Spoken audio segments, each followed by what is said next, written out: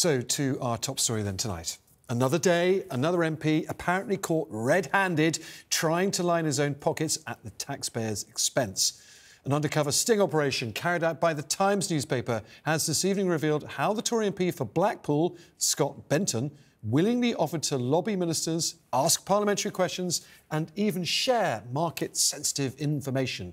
And all of it on behalf of a big gambling investor.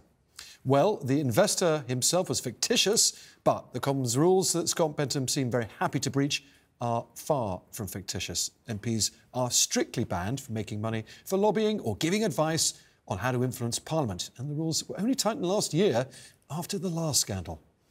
So, how did he do it? Well, with a series of extraordinary boasts over a cup of tea.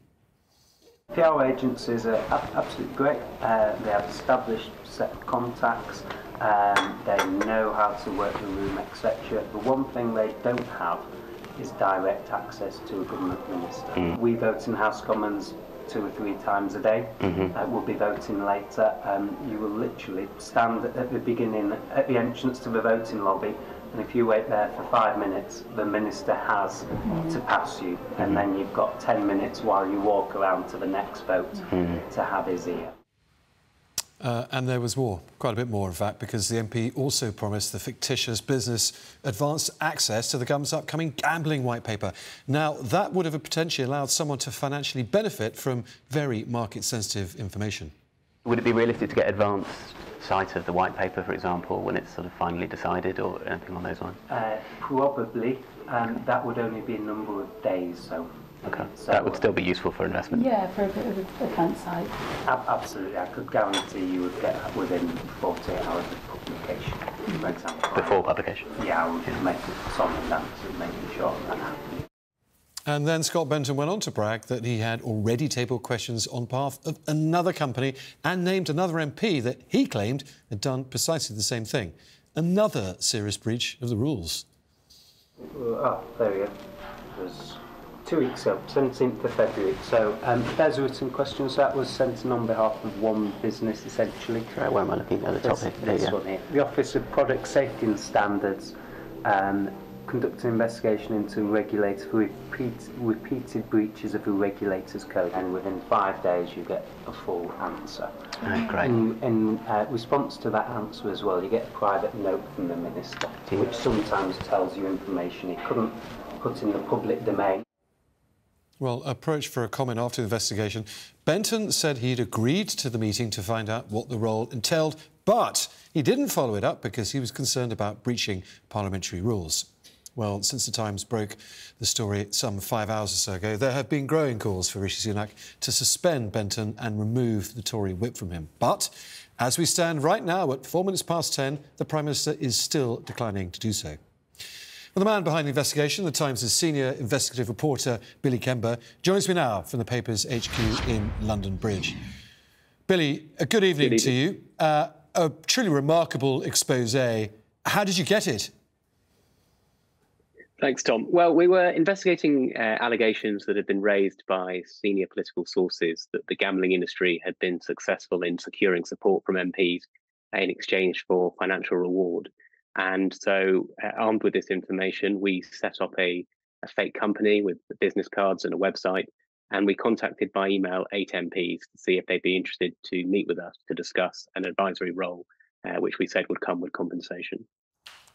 And quite a bit of compensation, to the tune of up to £4,000 a month for, what, a few hours' work?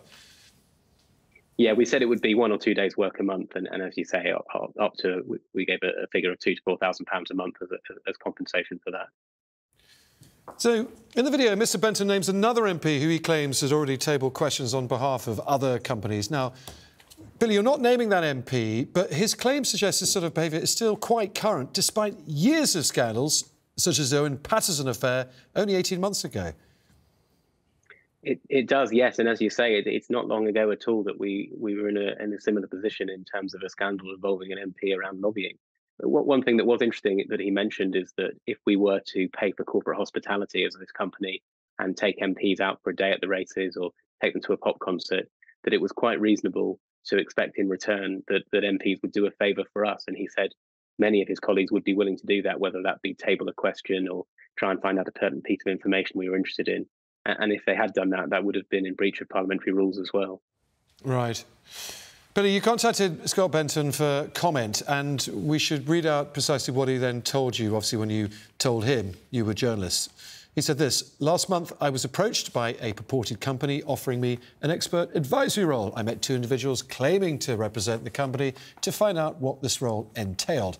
After the meeting, I was asked to forward my CV and some other personal details. I did not do so, as I was concerned that was being asked of me was not within parliamentary rules.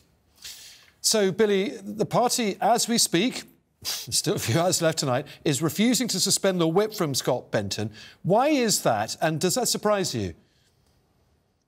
It does surprise me a bit, yes. I mean, I think the sort of mark on what's considered a matter where the whip needs to be suspended has moved quite a bit in recent years, certainly particularly under the Boris Johnson government, and things that only a few years ago would have been a straightforward matter where they would have withdrawn the whip, and now no longer of that ilk. It's interesting. Scott Benton is in a marginal seat in Blackpool South. It's certainly a seat that the Tories wouldn't relish having a by-election in at this point if it came to that. And it may also be that they're gauging the reaction and seeing whether they can weather the storm on this one. OK, Billy Kemper, thank you so much for your time, and congratulations on a very powerful investigation. Right, let's get reaction to that now with Wednesday night's First Edition panel. With me tonight, the broadcaster Emily Sheffield and the Conservative MP for the Isle of Wight, Bob Seeley. Hi. Good evening, folks. Bob, your reaction to that Times investigation tonight, you shocked? Yeah, look, it's not great. What can I say? It's not good. We shouldn't be doing this, whether it's one of ours or whether it's, you know, the senior people in the SNP getting arrested and charged, and maybe, I don't know if they're still charged or if their bins are still being gone through by we should make clear that no one is being charged as yet, but we'll get to that. Sorry, I thought somebody had been charged and then released without charge, so I'm not quite sure what the situation was. Look, I don't defend it, whoever does it. Whether the whip should be removed, look, I see the story. Congratulations to Billy. It's an impressive story. If it looks like, if it's as bad as it appears, it's not great. So why hasn't Rishi Sunak suspended the whip? He came in to say he wanted to clean up politics. Well, give us a chance to look into it. This is, you know, a story that's out very recently. With respect, Bob, it's been out for 5 hours now. I rang up CCHQ. and said, what are we doing? And they said, look, we're looking into it. Yeah. So they're going to look into it. They told us the same thing. 5 hours. The video's been online for 5 hours. OK. Fine. They're looking into it, and I'm not going to prejudge what they have to say. OK, but I don't defend it. It's not good. What can I say? I mean, I'm not a fan of the gambling industry. I've spoken out about it. Yeah. I hate the way that these rich and powerful interests get themselves embroiled with MPs, and we shouldn't be doing it. Look, I run 2 APPGs. There's lots of talk about APGs and foreign funding. I run the Russia APG and the Ukraine APG. I'm super careful not to take any money. And I've been offered money for the APPG and for the Ukraine APPG, all-party group. I'm saying, no, I don't want to take any money from anybody because I don't want to be beholden. I don't want the Russians using it against me. I don't want anyone else using it against me. So I try to be super careful about this stuff. I wish my colleagues would as well. You would agree with me, I'm sure, that politics really does need to look cleaner than clean now to your voters who are pretty fed up with politicians and exactly the sort of behaviour which has been going on for years. Do you not agree it might be quite a good thing for Scott Benton to stand back, relinquish the whip if they won't suspend it from him, and agree not to come to Parliament until this is all cleared up? If he can't make a defence of it, then for sure, but the party is looking into it, and they will come out with a decision at the end of it. I would just say, OK, Scott has come out with his statement. You can read into that what you want. I would just say the only positive, if there is one, is that I understand that the Times approached quite a few MPs, and Scott was the only one who had this sort of conversation. So out of 12 MPs approached, I know it's not much, but it's something. Out of 12 MPs approached, 11 basically didn't take that conversation forward. Well, that's 8% of MPs are on the take by your mathematics. Yeah, well, look, it's not... sorry, did I say it was great? It's not great. But out of 12 MPs, it's not like all 12 queued up. One said yes. OK. He, of course, does name another MP who he says was doing the same thing, but that's no, that's a very good point. And I mean, what's happening with that and other MP? Is that person going to be named later or not? We shall find out. But Emily, this brings into question the whole issue of second jobs, doesn't it? Because there was a huge row about this during the Owen Paterson affair. He was lobbying quite openly for a company. Boris Johnson tried to overturn a Privileges Committee investigation that pretty much convicted him of this, and it pretty much began the demise of Boris Johnson, really. So you could be really black and white about all this, couldn't you? And you could say, nothing wrong with MPs doing a bit of broadcasting in the public interest, nothing wrong with MPs being a nurse or a doctor in their spare time if they have any. But taking money for any sort of advisory role, is it now time to end that full stop? I mean, it does feel we're heading that way, although the new rules went in just a few days, I believe, before the Times' rather brilliant sting of this MP. I do think those rules are pretty tight, and he has broken... Well, we don't know that he's broken them. His statement says that he hasn't, but I have to say, boasting you're going to pass a copy of a review 48 hours before it's made public, personally, for me, is enough that the whip should be removed. I have to say, I'm in agreement with you. I don't understand why they're waiting. He's filmed saying that to any normal member of the voting public. This is a white paper. It's information that is not meant to be out there public, certainly not be given out to one of the big gambling companies that it's affecting. That, for me alone, is a sort of killer blow for this MP. I'm sorry, that's my opinion. But the rules have been tightened up, and I think you can start sort of strangling Parliament and the movement of MPs to such a point that they can't do anything outside what they're being paid. And maybe that's what the public wants. But my feeling is slightly that we do need talent to come into the government. I think that some MPs, as you say, they might be also working as GPs or doing good in the community. But OK, I agree with pretty much all of what you say. There is a difference between a reservist, of which technically I'm one, going and doing your reserve training, or a doctor doing some shifts, or even an accountant keeping up with professional qualifications. Or a lawyer. Or a lawyer, yeah. I mean, there's limits to stuff. You know, you don't want to spend a year in the Cayman Islands, you know. But if you are in Parliament... No.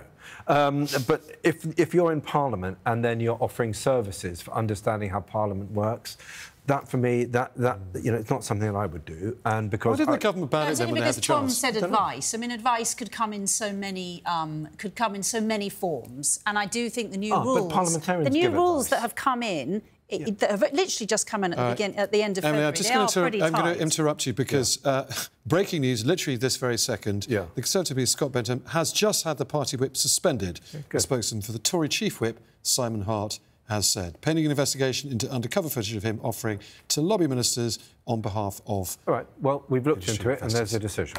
Nice, quick decision. Well done, CCHQ. Well done, Simon. Right. The right decision. The whip has now been suspended. Yeah, look, I presume it is, but he's got to make his case as to why it's not as bad as it looks. And if he can't, he can't. And what should happen then? Well, I don't know, but if he's had his whip removed, then he's going to have difficulty standing at the next election. And he'll have a lot of difficulty finding, if he was one of those MPs trying to find a slightly safer seat. He's already lost his seat with the boundary changes. OK, well, it's not looking great. Should he stand down? Look, that's up to him and his constituents. And it's not up for me to say. It's up to his association, up to his constituents what he decides to do. It's not great. All right. I'm sad that it's happened. I guess the wider argument here, which a lot of people might now be thinking is, hang on a minute, we've had so many of these. And you're right, through Labour governments as well as Tory ones, the rules were just this last few months tightened, yet still an MP is apparently at it again. What further should be done to stop this, Bob? You might say it's only one MP out of 12, but it's still going on. You're right. I mean, I can read out the new rule. It is clear. But, Emily, sorry, my point is, there's no point in making new rules if people are going to continue. But then what can you do? You can't... There is nothing... The whip has been removed, an investigation. I think colleagues, by the way, have to... I assume the Times may have known about this because other colleagues were talking about it. Right. So I do think there are probably whistleblowers within the party because the Times has made clear they were receiving information that they acted on. So... Tom, can I just say, you can't change human nature, OK? You're always going to get people who do bad stuff. That is why you need the rule of law, as we're seeing with Donald Trump in New York, and that's why you need a free press, because you're not going to have perfect human beings doing this. But if you have people who, most of whom do the right things, and hopefully the bad apples, if Scott is one, they get caught. Yeah, that's I guess the British public might say in response to that, we would hope the bad apples don't end up getting themselves elected into Parliament because we hold you on a pedestal to govern. Well, I don't think people do hold us on a pedestal. Well, they used to, maybe. You're right. You're right. Anyway, and maybe we forfeited that.